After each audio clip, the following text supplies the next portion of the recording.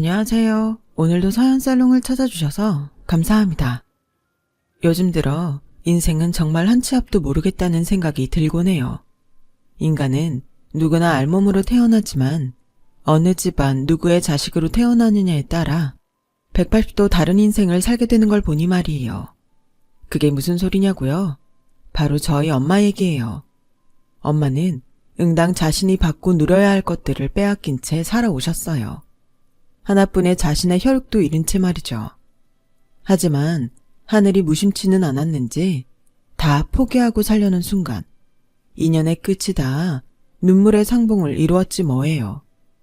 저희 집 사연을 들려드릴게요. 저희 부모님은 두 분 다 천의 고아로 시설에서 오빠 동생하며 자랐어요.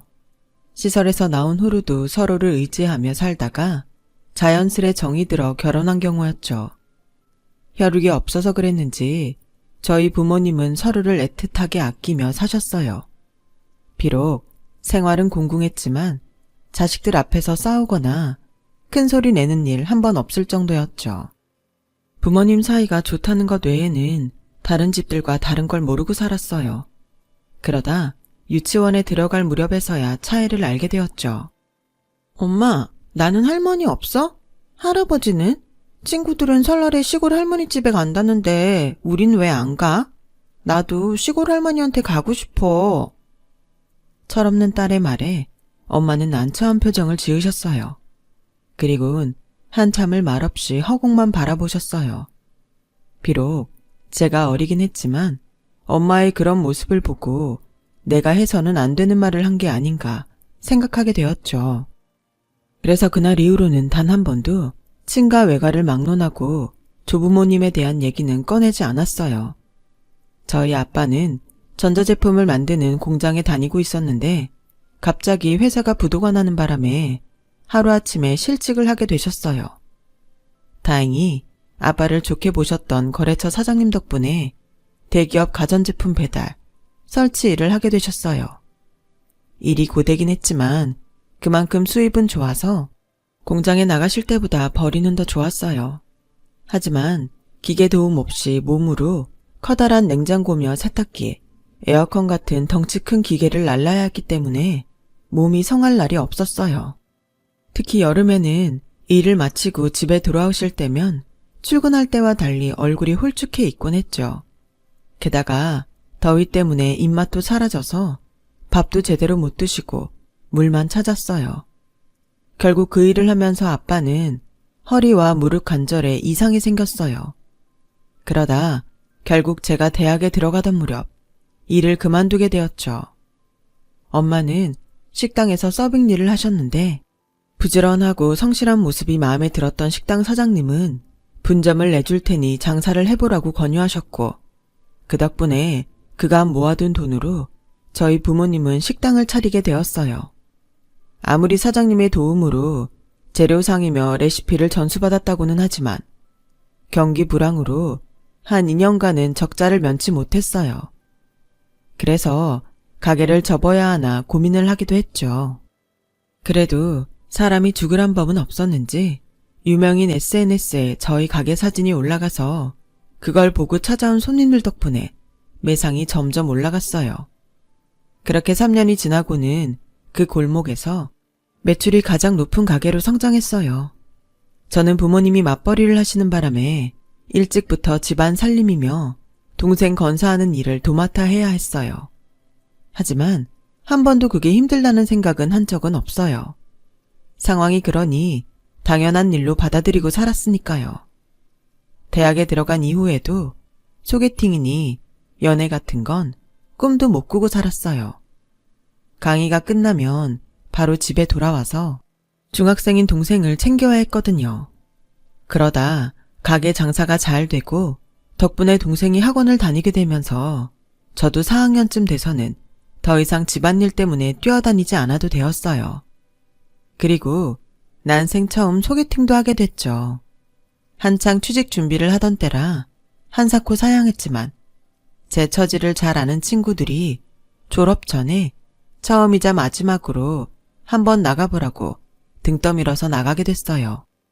그리고 거기서 지금의 제 예랑을 만나게 되었죠. 얘랑은 저와는 3살 차이로 졸업을 앞둔 대학 4학년이었어요. 일찌감치 취업에 성공해 입사 전까지 그동안 못해본 소개팅도 하고 여행도 하고 있다고 하더라고요. 그 얘기를 들으니 내가 지금 여기서 뭐 하고 있나 싶었어요. 내 코가 석자인데 무슨 소개팅을 한다고 이러고 있나 싶었죠. 그렇게 생각하면 평생 걱정만 하다가 불행하게 생을 마감하게 될 거예요. 오늘 소개팅 자리에 안 나왔다고 취직을 하는 것도 아니고 괜히 마음만 졸이면서 책상 앞에 앉아있을 거 아니에요. 그럴 바엔 하루 신나게 놀면서 취업 스트레스라도 날리세요. 그럼 내일은 조금 더 가뿐하게 책상 앞에 앉을 수 있을 거예요. 놀 땐 놀고 할 땐 하면 되죠. 그동안 늘 발발거리고 살았던 저와는 달리 여유가 있는 모습이 부러웠어요. 게다가 여유만 부리는 게 아니라 실력까지 있으니 대단하기도 했고요. 알고 보니 집안이 꽤 부유한지 청소년기를 미국에서 보냈더라고요. 남들은 어린 나이에 부모 곁을 떠나 유학생을 하느라 외롭지 않았냐고 하는데 오히려 그 반대였어요. 저희 엄마가 한 치맛바람 하시거든요. 그래서 한국에 있을 때는 하루도 내 마음대로 쉬지 못하고 학교에 학원, 과외를 받으며 살았거든요. 그런데 막상 미국에서 학교를 다니게 되니까 자유시간이 많이 생기더라고요. 엄마 눈치 보고 살지 않아도 되고 내 할 일만 끝내면 나머지 시간은 마음대로 쓸 수 있었거든요. 학교 분위기도 공부만 강요하는 한국이랑은 달라서 오히려 저한테는 잘 맞더라고요. 엄마가 원하는 대학에 합격한 이후엔 아예 엄마 그늘에서 나왔어요. 고등학생 때 룸메이트가 주식하는 걸 보고 그때부터 용돈을 쪼개 주식 투자를 해왔는데 수익이 꽤 나서 대학에 들어가고부터는 엄마한테 용돈 안 받고 내 힘으로 벌어서 썼거든요. 물론 종종 외할아버지께서 보내주시는 용돈은 받고 있지만요. 저희 외할아버지가 돈이 많으시거든요. 어릴 땐 설이며 추석엔 외갓집에 가는 날만 기다렸어요. 엄마 몰래 용돈을 많이 주시거든요. 다른 건 부럽다는 생각이 안 들었지만 외할아버지 자랑에는 그렇게 부러울 수가 없더라고요. 평생 할머니, 할아버지 사랑을 받아본 적이 없어서 그랬던 것 같아요. 그래서 제 사정을 얘기했더니 나중에 같이 가자고 하지 뭐예요? 이제는 일선에서 물러나셔서 집에만 계시는데 늘 적적해 하신다고 말이죠. 어쩌면 빈말이었을지도 모르지만 저는 그 말에 설렜어요. 그날 이후 저는 또다시 취준생으로서 취업 준비에 여념이 없었어요. 그래서 소개팅했던 얘랑과 약속했던 것도 까맣게 잊고 있었죠. 사실 약속이라고 하기엔 좀 애매한 부분이 있어서 그랬기도 하고요. 네? 지금 준희 씨 외할아버지 댁에 가자고요? 아, 그건 좀 그런데요. 제가 시간이 안 될 것 같아서요. 줄줄이 낙방만 하고 있는 상황에 남의 외할아버지 댁에 놀러갈 여유는 없어서 거절을 했어요. 그런데 취업 성공 비결을 알려준다며 끈덕지게 불러내지 뭐예요. 그래서 반신반의하는 마음으로 나갔죠. 그랬더니 대뜸 차에 태우고는 기어이 자기 외가에 데려가더라고요. 처음엔 화가 나기도 했는데 막상 도착해보니 집이 너무 멋져서 저도 모르게 홀린 사람처럼 집 안으로 들어갔지 뭐예요. 오래된 대저택이었지만 워낙 잘 가꿔서 낡았다는 느낌보다는 고풍스럽게 잘 꾸며놨다는 인상을 받았어요. 넓은 정원 안에는 연못도 있고 한켠엔 정자도 있었어요. 예랑의 외할아버지는 정자에 앉아서 정원을 바라보고 계셨어요. 예랑이 할아버지를 부르자 반갑게 웃으며 맞아주시더군요. 초면에 여기까지 오게 해서 미안해요. 준이한테 아가씨 얘기를 듣곤 꼭 한번 만나보고 싶어서 결례인 걸 알면서도 오라고 했습니다. 반가워요. 준이 하랩입니다. 점잖은 어르신의 말씀에 오히려 제가 부끄러울 정도였어요. 우리는 정원 정자에 앉아 다과를 즐기며 얘기를 나누었어요. 외할아버지께서는 자꾸 저를 보시며 눈시울을 붉히셨는데 그 모습이 내내 가슴에 남더라고요. 그래서 혹시 무슨 일이 있나 여쭈었더니 아가씨가 누굴 많이 닮아서 그랬어요. 오래전에 잃어버린 딸이 하나 있는데 눈매가 그 아이를 많이 닮았네요. 세상 어딘가에 살아있다면 지금쯤 아가씨만한 딸이 있을 나이지요. 실은 오늘 이렇게 보자고 한 것도 준이가 보여준 아가씨 사진 때문이에요.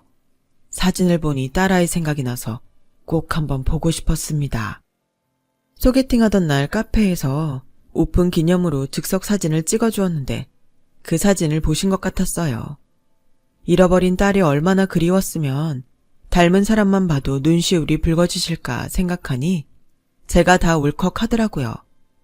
예랑의 외할아버지께서는 회사 면접 때 어떤 사람을 주로 뽑는지, 그들이 가진 특징이 어떤 것들인지 등을 말씀해 주시며 면접에 대한 팁을 많이 주셨어요. 아무래도 사람을 뽑는 입장인 분의 말씀이라 제가 몰랐던 것들을 많이 알 수 있었어요.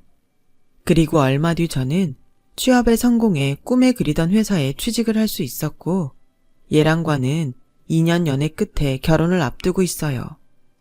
예랑의 부모님은 결혼 얘기가 나오고 나서야 만나뵐 수 있었는데 아버님은 공무원이셨고 어머님은 몇 년 전부터 친정아버지를 대신해서 회사를 이끌고 계셨어요.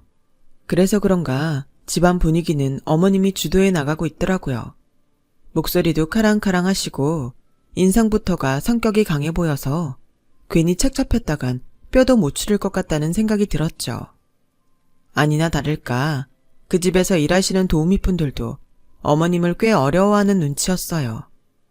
어머님이 주방으로 들어가시면 바짝 긴장해서 어쩔 줄 몰라 하는 게 제 눈에도 보일 정도였죠. 아줌마, 내가 육류랑 채소는 도마를 구분해서 쓰라고 몇 번이나 말해요. 사람 말이 말 같지 않아요. 이거 싹 버리고 다시 썰어요. 공짜로 일하는 것도 아니고 내 돈 받고 일하면서 왜 내 말을 안 들어? 그럴 거면 내가 뭐하러 비싼 돈 주고 사람을 부리냐고? 제가 거실에 있는데도 어머님은 평소에 하던 버릇 그대로 소리를 질러댔어요. 대개 집에 손님이 오면 그 순간만큼은 화도 좀 누를 법도 한데 어머님은 전혀 그럴 생각이 없는 것 같더라고요. 그런데 나중에 알고 보니 제가 탐탁치 않아서 더 그랬던 거더라고요. 번듯한 당신 집안에 미국에서 명문대 졸업하고 한국 대기업에 취직한 아들이 고작 식당집 하는 딸이랑 혼인하는 게 못마땅했던 거였죠. 아무리 아들을 말려도 들은 척도 안 차 제가 지레 겁먹고 떨어지길 바랬던 거였어요. 그런데 제가 눈치가 없어서 그런 내막도 모르고 곰처럼 버티니 어머님 입장에선 속이 탈 일이었죠.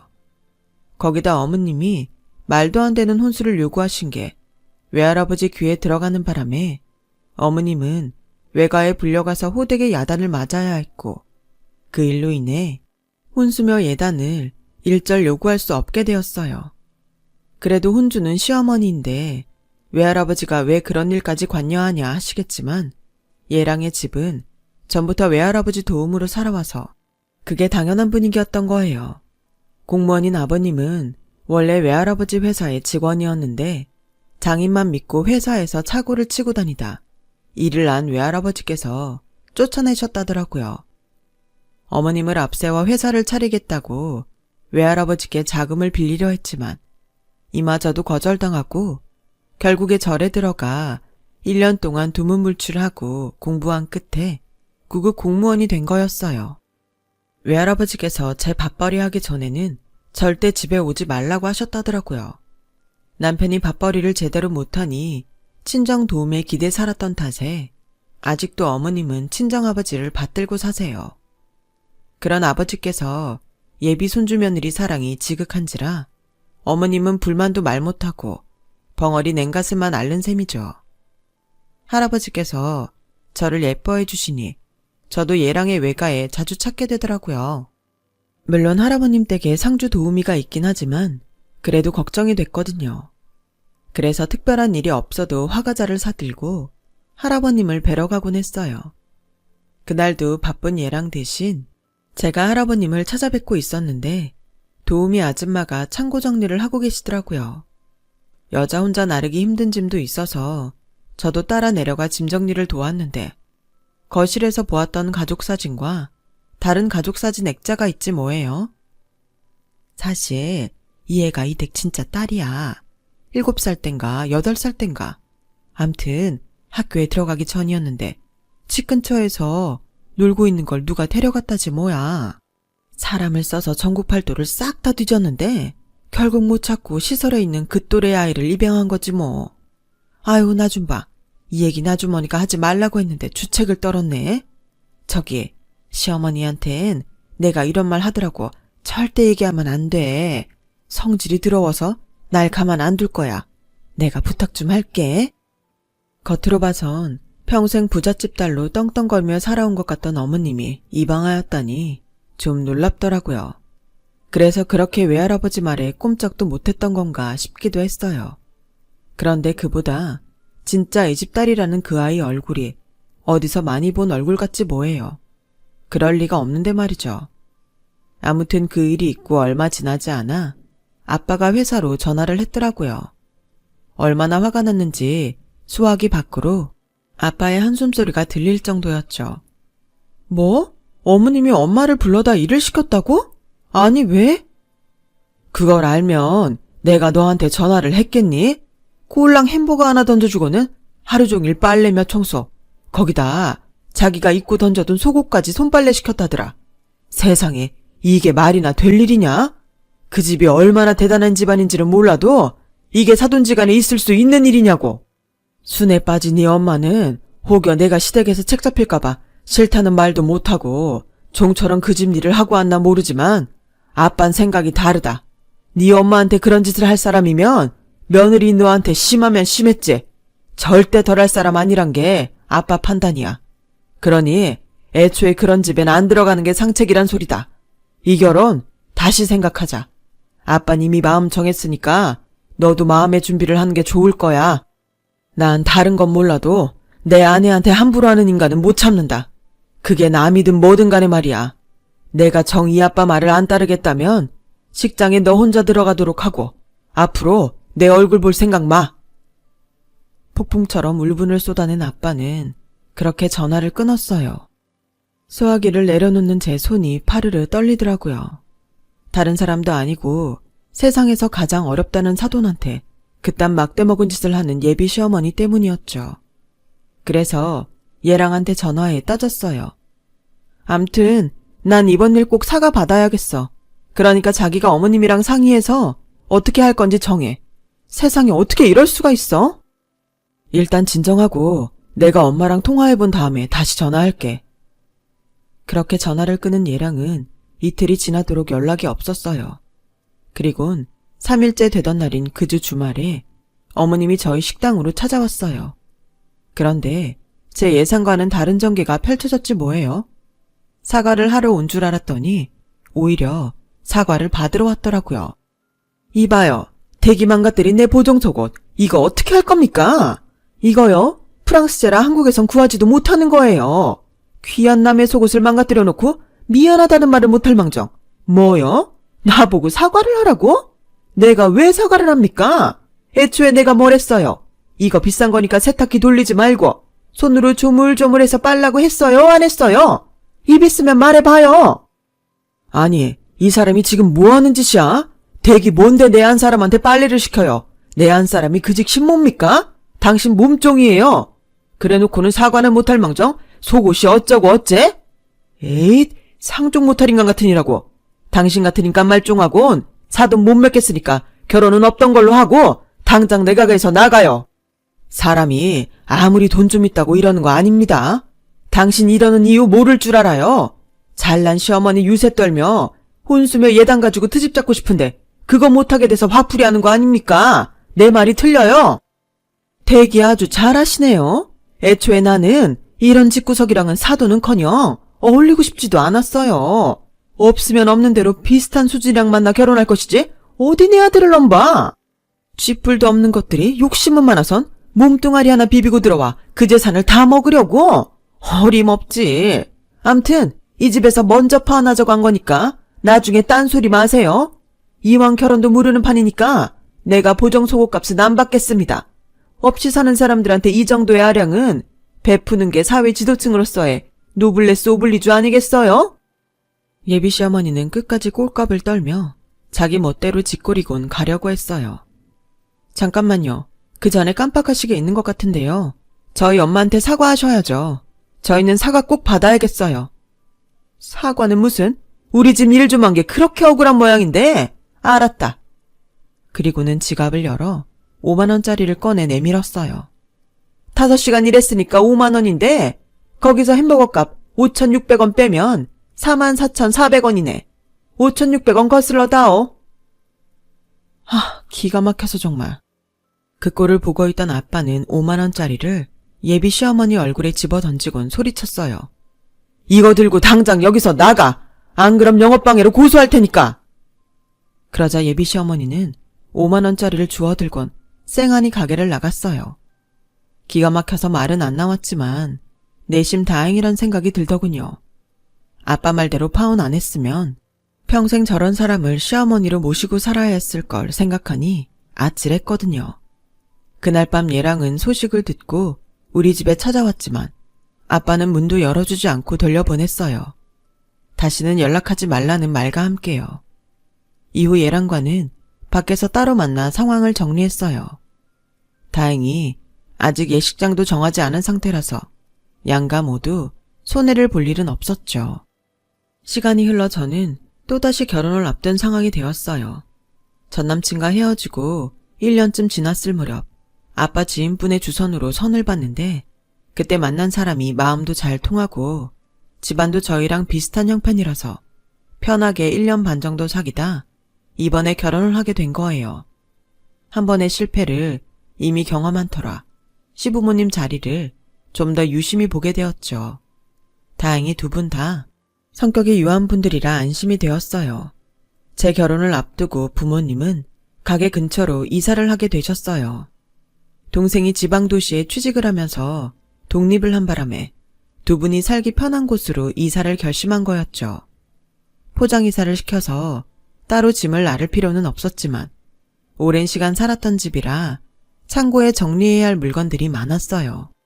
어릴 때 가지고 놀았던 장난감이며 스티커 노트 등 추억이 담긴 물건들이 잔뜩 나와서 그 물건을 가지고 수다를 떠느라 일은 속도가 나지 않았죠.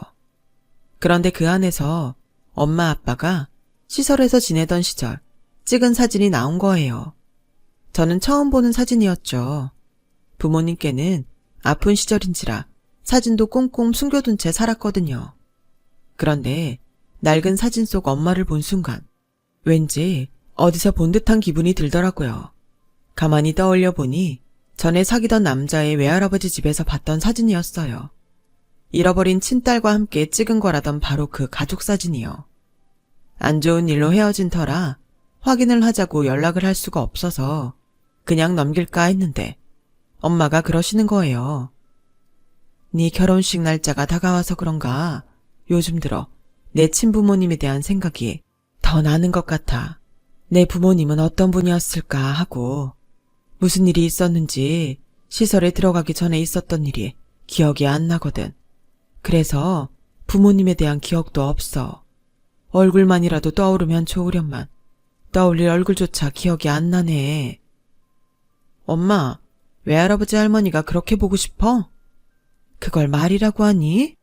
찾을 수만 있다면 내 재산 다 주고라도 만나고 싶어. 근데 그게 되겠니? 그 말을 듣고 보니 결심이 서더군요. 창피함은 순간이니까 맞든 틀리든 일단 확인이라도 해보자 싶었어요. 그래서 전 남친한테 전화를 했는데 이미 번호가 바뀌었더라고요. 그래서 할 수 없이 엄마와 함께 전 남친 외할아버지 댁을 찾아갔어요. 제 방문에 어르신께선 조금 놀라셨지만 그래도 반가워하시더군요. 그런데 저희 엄마를 보시고는 얼굴이 낯이 익다시며 무척 놀라셨어요.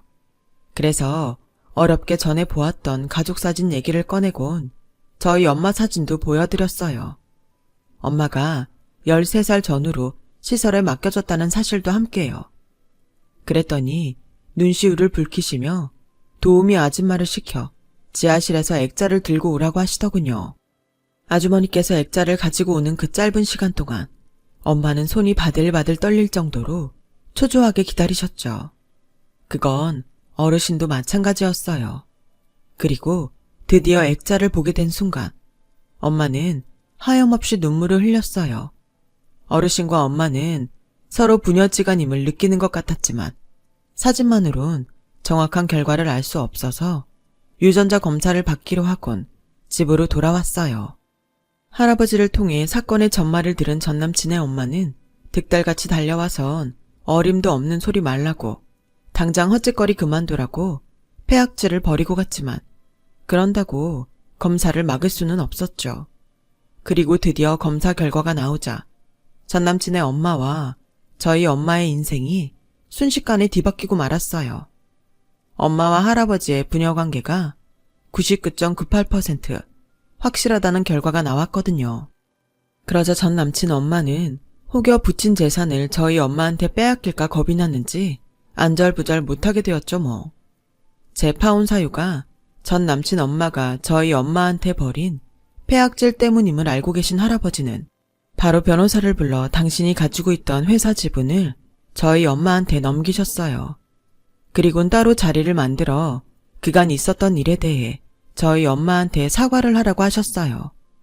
그렇게 고개 빳빳이 들고 꼴사나운 짓을 하던 전 남친 엄마는 그제야 고개를 조아리며 미안하다고 사과를 하더군요. 그런데 사과를 하면서도 조건을 걸지 뭐예요? 조건은 다름 아닌 회사 지분을 반반 나눠달라는 거였어요. 그동안 제가 아빠 딸로 살면서 얼마나 잘해드렸어요. 그런데 김변 불러서 아빠 지분을 이 여자한테 넘겼다면서요. 그럼 아빠 죽고 나면 나한테 남는 건 뭐예요? 꼴랑 헛개비 사장짜리요? 아빠도 알잖아요. 회사에서 날 사장으로 생각하는 직원이 누가 있어요. 지분도 없으면 언제 잘릴지 모를 짜리. 그깟 거 하나 믿고 살라고요? 그리고 사장 월급이 얼마나 된다고요? 그깟 걸론 생활비도 안 돼요. 그러니까 저한테도 지분 주세요. 설마 친딸 찾았다고 저를 나몰라라 하시는 건 아니죠?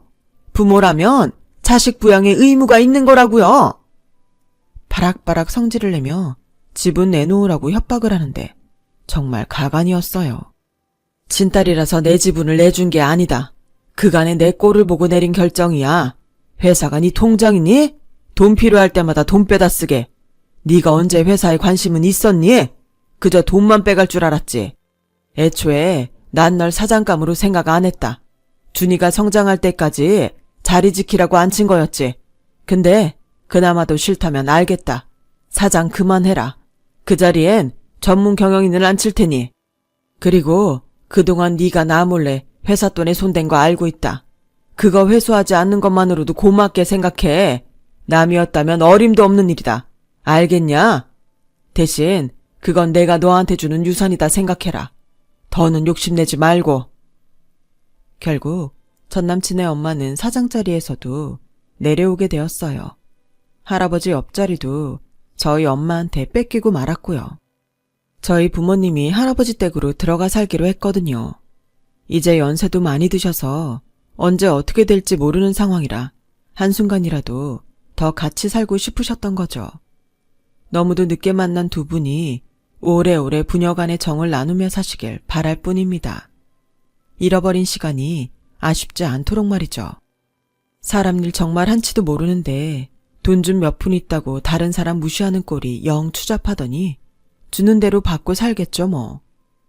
지금까지 제 사연을 들어주셔서 감사합니다. 건강 잘 챙기시고 행복한 하루 보내세요. 여러분, 사연 댓글에 응원과 현명한 조언 부탁드려요.